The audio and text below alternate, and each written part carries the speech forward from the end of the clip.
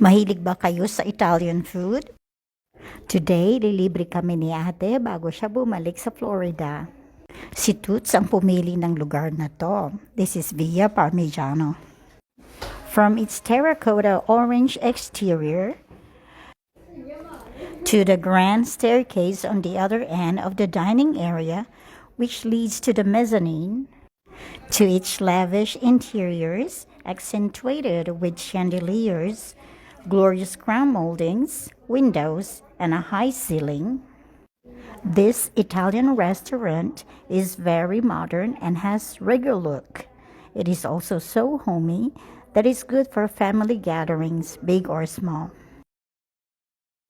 I think ito yung best attraction nila, Parmigiano Reggiano cheese wheel. And we're lucky to be able to give it a try. Ito yung mga in-order namin, mostly pasta, pero nag-order din kami ng pizza. Thankfully, kasi medyo maalat yung mga pasta talaga. I would recommend to order bread or a pizza when you order your pasta.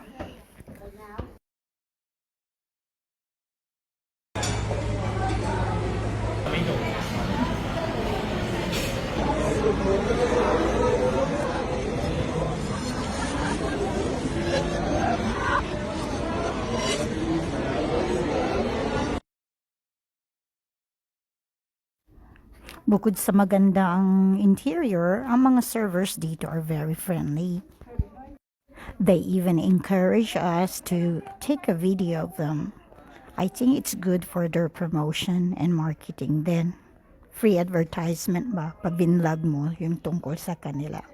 So, this following video is how they prepare your pasta before serving it to you.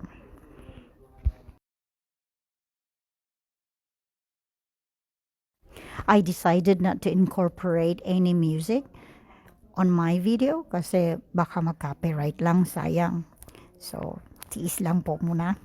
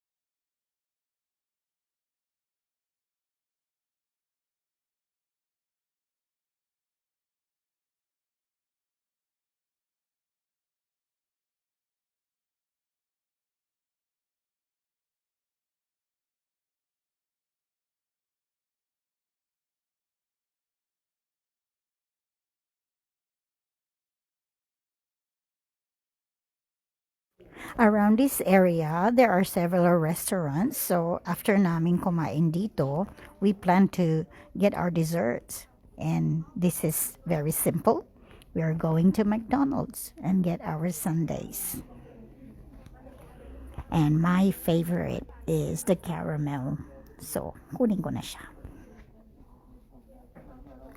There's one happy kid. Ang saya niya kasi nabusog siya. She's dancing to a Christmas song. And again, di ko sinali music kasi makopyright nga.